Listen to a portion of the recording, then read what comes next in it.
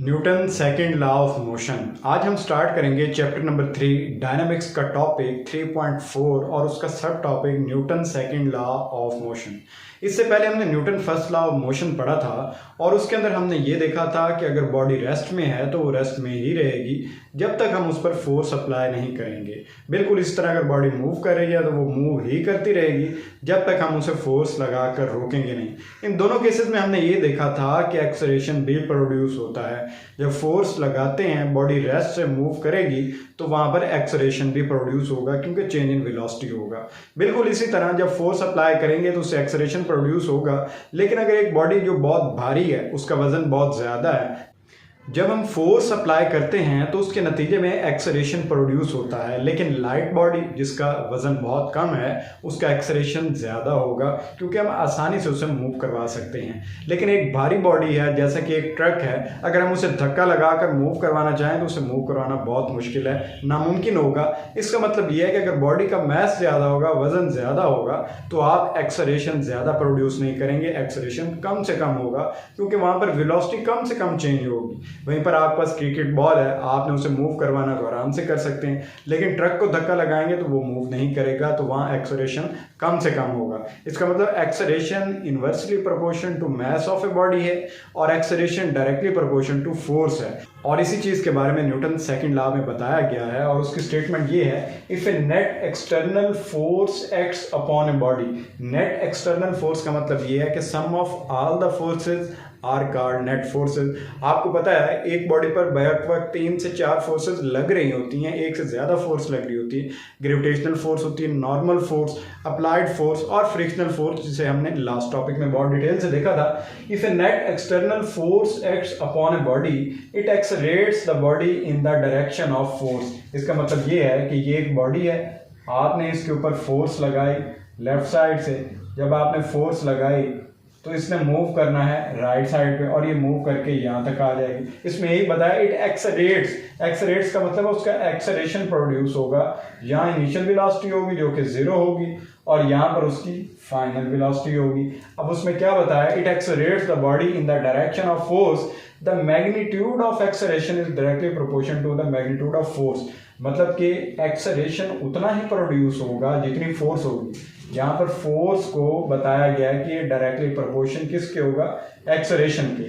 मतलब जितनी जोर से धक्का लगाएंगे उतनी वेलोसिटी चेंज होगी और उतना ही एक्सेलरेशन प्रोड्यूस होगा, क्योंकि वेलोसिटी के अंदर जो चेंज है vf minus v i divided by t, ये असल में एक्सेलरेशन के इक्वल है। इसका मतलब फोर्स बढ़ाएंगे तो वेलोसिटी के अंदर चेंजिंग बढ़ जाएगी और वेलोसिटी के अंदर चेंज एक्सेलरेशन के बराबर होती है। इसलिए कहा गया है कि फोर्स की जो मैग्नीट्यूड है वो डायरेक्टली प्रोपोर्शन है मैग्नीट्यूड ऑफ एक्सेलरेशन।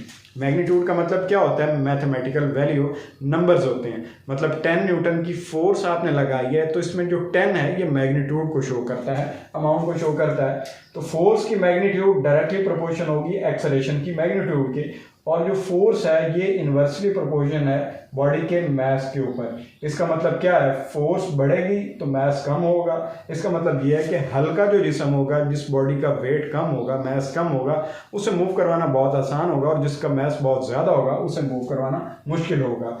इस ऊपर वाली इक्वेशन को हम इस तरह से भी लिख सकते हैं कि magnitude of acceleration directly proportion to magnitude of force है।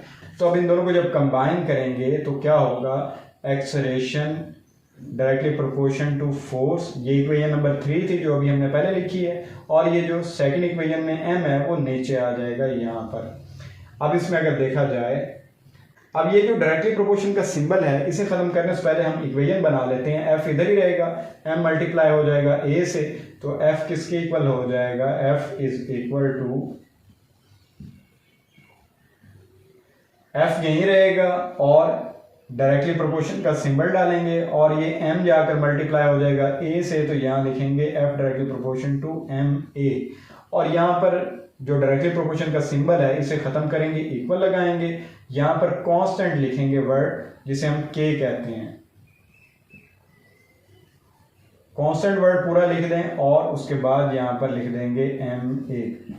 यहाँ जो कांस्टेंट की वैल्यू है, k की वैल्यू चूंकि 1 है और 1 को जब हम लिखेंगे तो 1 मल्टीप्लाई बाय ma होगा, तो आंसर आ जाएगा final f is equal to ma। तो उम्मीद है कि आपको समझ आ गई होगी कि Newton second law of motion में हमने किस तरह से इस इक्वेशन को ड्राइव किया है, और लास्ट वाली इक्वेशन भी इसमें यही बताती है कि force directly proportional to mass और एक्सेलरेशन है। अब फर्दर हम इसका यूनिट देखते हैं कि न्यूटन सेकंड लॉ में फोर्स का यूनिट क्या है। तो फोर्स का यूनिट है न्यूटन। न्यूटन कैसे आएगा उसे हम फर्दर ड्राइव करके देखते हैं। अब अगर फोर्स का यूनिट देखा जाए तो फोर्स का यूनिट, मास का यूनिट और एक्सेलरेशन का यूनिट, इन तीनों के यूनिट्स को हमें सेपरेटली पहले देखना पड़ेगा। फोर्स का यूनिट है न्यूटन, मास का यूनिट है किलोग्राम और एक्सेलरेशन का है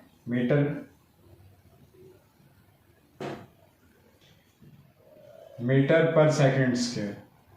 ये एक्सेलरेशन का यूनिट है। फोर्स का न्यूटन, मास का किलोग्राम, एक्सेलरेशन का मीटर पर सेकंड स्क्वायर। अब अगर इस इक्वेशन में पुट करें F is equal to ma, तो यहाँ पर 1 न्यूटन किसके इक्वल होगा, 1 किलोग्राम मास होना चाहिए, और एक्सेलरेशन कितना होना चाहिए, 1 मीटर पर सेकंड स्क्वायर, और ये किसके इक्वल होगा, 1 न्यूटन।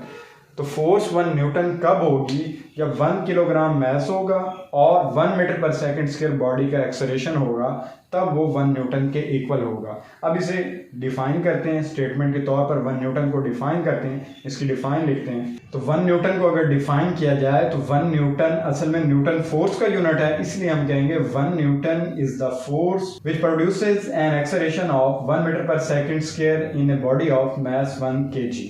मतलब कि मास बॉडी का कितना होगा, 1 kg होगा, और एक्सेलरेशन 1 मीटर पर सेकंड स्क्वायर होगा, तब वो 1 न्यूटन के इक्वल होगा। तो ये न्यूटन की डिफाइन भी है। उम्मीद है कि आपको समझ आ गई होगी कि न्यूटन का सेकंड लॉ क्या है और वो क्या बताता है फोर्स के बारे में, और लास्ट में हमने जो न्यूटन का यूनिट देखा है और उसको डिफाइन किया है। उम्मीद है कि उसमें आपको सब क्लियर हो गया होगा, लेकिन फिर भी अगर आपका कोई क्वेश्चन है तो आप कमेंट सेक्शन में उसके बारे में ज़रूर पूछ सकते हैं।